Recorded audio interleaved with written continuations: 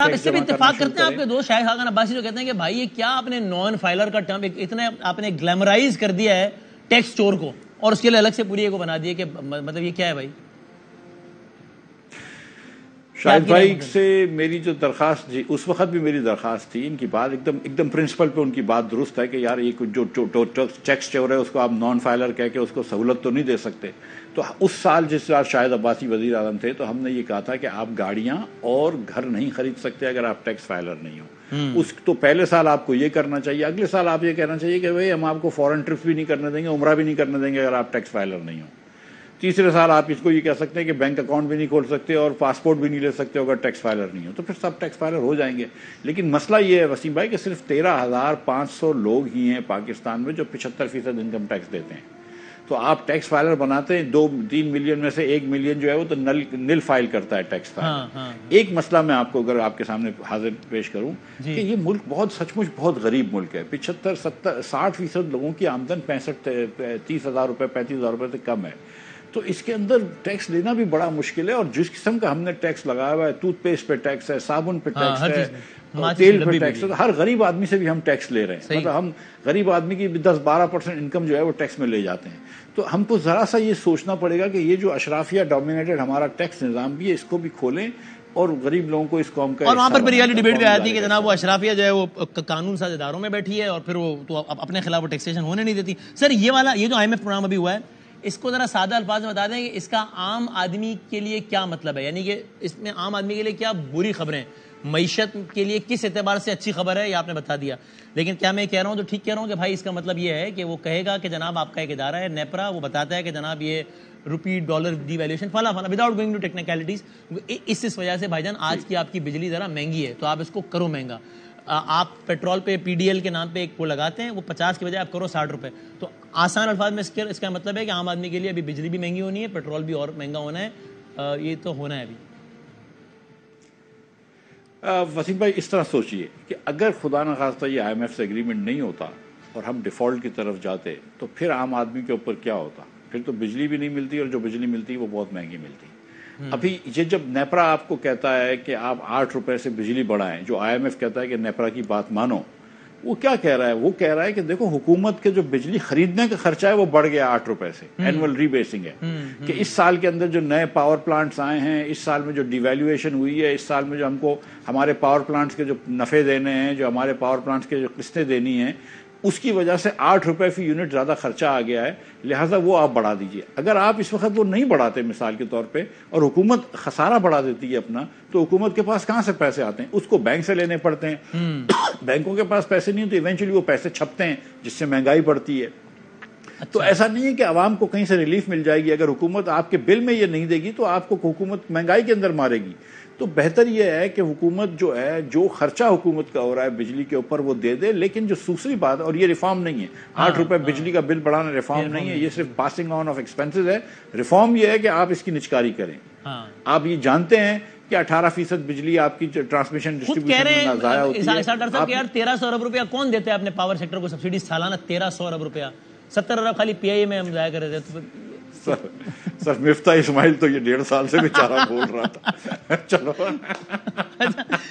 اچھا لیکن یہ بتائیے، اب بات چلی نکلی تو آپ یہ سمجھتے ہیں ویسے کہ یہ ذرا انپریسیڈنٹڈ کام ہوا کہ IMF سے ڈیل بنانے میں جو سب سے ریلیونٹ شخصیت ہے یعنی کہ فائنانس منسٹر، وہ اپنے الگ کبھی ادھر کا بیان کبھی ادھر کا بیان دیتے نظر آئے کہ بالآخر وزیر اعظم پاکستان کی لیول پہ انٹرونشن ہونی پڑی، ان کو ڈائریکٹلی ٹیلی فون کالز کرنی پڑی، جو کہ if I am not wrong unprecedented ہے. تو کیا یعنی ان اے وے کیا ہوا؟ یہ گورنمنٹ کے لیے تو اچھا ہو گیا، لیکن اگر آپ فائنانس منسٹر ہوتے اس وقت اور پرائم منسٹر کو اس طرح انٹرونشن کر کے پروگرام اپروو کرانا پڑتا تو آپ اس کو اپنا فیلئر تصور کرتے کہ یار پر مطلب مجھ سے بات نہیں بنی نا، مجھے اپنے باس کو کہنا پڑا کہ سر آپ دیکھیں میرے سے نہیں ہو پا رہا. دیکھیے پرائم منسٹر صاحب کو اس بات کی تو کریڈٹ دیں گے نا کہ انہوں نے ایک بڑا لمبا رسک لیا تھا. وزیر اعظم عموماً یہ رسک نہیں لیتے کہ وہ کہے یار میں خود میدان میں اترتا ہوں اور میں MD سے بات کرتا ہوں اور میں IMF سے جو ہے وہ چھوٹی چھوٹی باتیں نیگوشیٹ کر رہا ہوں اور میں اب. لیکن اگر وہ خود اترے میدان میں اس کا مطلب انہوں نے جس کو اتارا تھا وہ فیل ہوا گیا.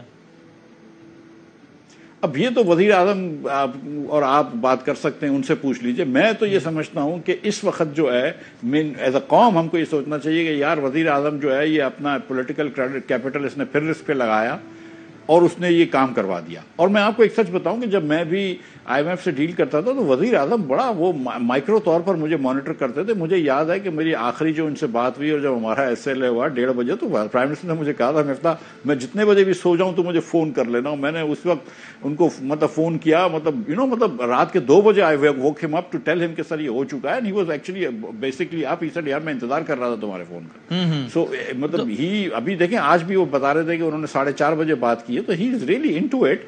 He understood this. I think Prime Minister صاحب he understood کہ یہ سال جس میں الیکشن بھی ہونا ہے, جس کے اندر یہ سب کچھ ہونا ہے, پاکستان کے لیے ڈیفالٹ کی گنجائش نہیں تھی اور آئی ایم ایف کے بغیر ڈیفالٹ کے علاوہ کی گنجائش نہیں تھی, تو انہوں نے کام کر دکھایا. بٹ اس کو مجھے بتائیں آپ ایک ظاہر سیاسی بیک گراؤنڈ بھی اور اکانومی کا بیک گراؤنڈ بھی, یہ جو 2-3 چیزیں ہیں ابھی ہم خالی اس چیز پہ بات کریں, بجلی کا مزید مہنگا ہونا طے ہے, پیٹرول کا مزید مہنگا ہونا طے ہے, اس کے لیے گورنمنٹ کے پاس کتنا ٹائم ہے یہ کام کرنے کے لیے؟ یہ میں سوال اس لیے پوچھ رہا ہوں کہ اگر گورنمنٹ نے واقعی الیکشن میں جانا ہے, جس کا مجھے لگتا ہے کہ امکان ہے, تو یہ تو ایک آخری چیز ہے نا جو کہ کوئی حکومت چاہے گی کہ وہ آج بولے کہ بھائی جان پیٹرول اتنا مہنگا مزید, بجلی اتنی مہنگی مزید, اور کل بولے کہ ہم الیکشن میں جا رہے ہیں. تو کیا اتنا کوشن ہے گورنمنٹ کے پاس کہ ابھی کچھ ٹائم کھینچ لے اور پھر یہ سارے فیصلے یہ کیئر ٹیکر کرے, یا نہیں یہ اسی گورنمنٹ کو کرنے پڑیں گے؟ میں چاہ رہا ہوں اس کی پولیٹیکلی اس کو لینس سے دیکھیں کہ اس کی امپلیمنٹیشن کس طرح ہوگی.